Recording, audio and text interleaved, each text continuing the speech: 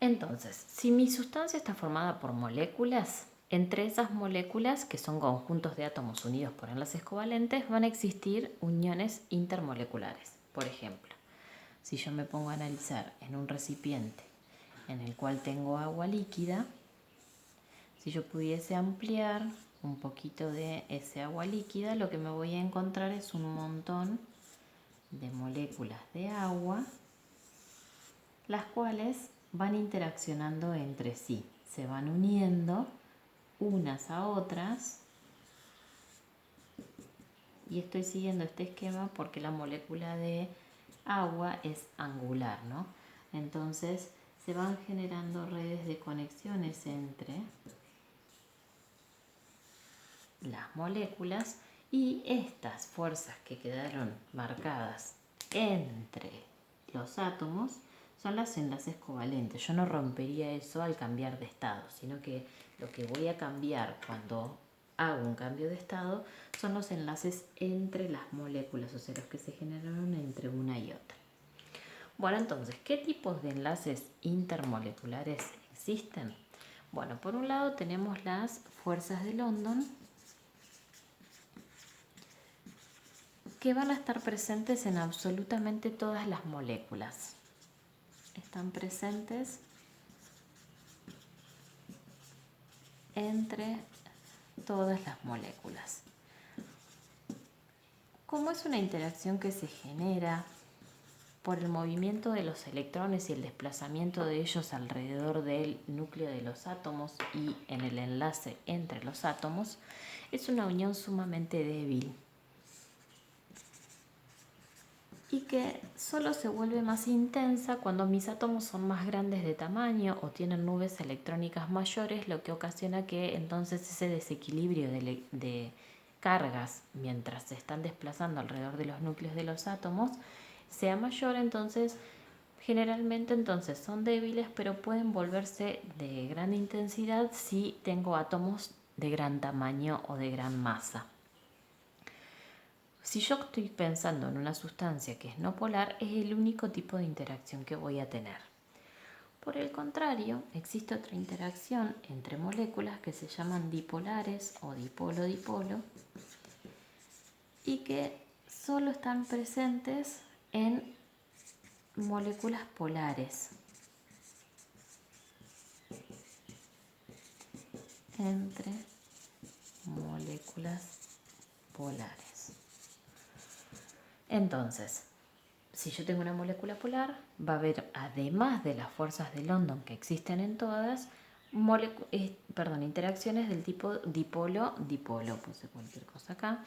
Entonces, estas interacciones son un poco más fuertes, son más intensas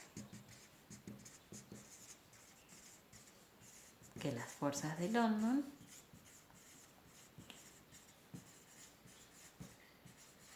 y también varían de intensidad dependiendo la diferencia de electronegatividades que hay entre los átomos que forman a la molécula. Cuanto mayor polaridad hay en mi molécula, cada vez más intensas son las fuerzas dipolares. Y lo que se iría generando entre moléculas polares, por ejemplo, si yo tengo el ácido clorhídrico, donde hay átomos de hidrógeno unidos a átomos de cloro, y donde el más electronegativo es el cloro y el menos electronegativo es el hidrógeno, bueno, estas moléculas se van atrayendo entre sí por polos opuestos. O sea, el polo positivo de una molécula atrae al negativo de la otra y así sucesivamente.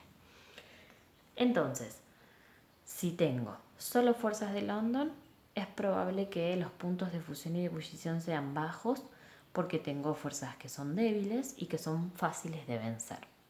Si mi molécula, por el contrario, ya es polar, voy a tener que vencer las fuerzas de London y las dipolares para lograr el cambio de estado. Y por último, pueden existir también, además de estos tipos de interacciones, las uniones denominadas puente de hidrógeno. Las uniones puente de hidrógeno, que son de las intermoleculares las más intensas, tienen algunos requisitos para poder llevarse a cabo. Ocurren en moléculas polares, por eso se lo suele tomar como un tipo específico de dipolo-dipolo, pero para que pueda llevarse a cabo en esa molécula polar tiene que haber átomos de hidrógeno y además ese hidrógeno debe estar unido a un átomo muy electronegativo. Y se consideran átomos muy electronegativos al flúor, al nitrógeno o al oxígeno.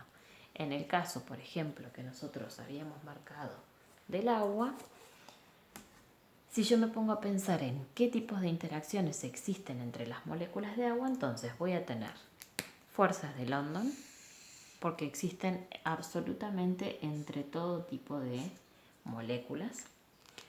Además, por ser una molécula polar, el agua, ya que al oxígeno le quedan pares libres, también voy a tener fuerzas dipolares o dipolo-dipolo. O sea que tendría interacciones dipolo-dipolo.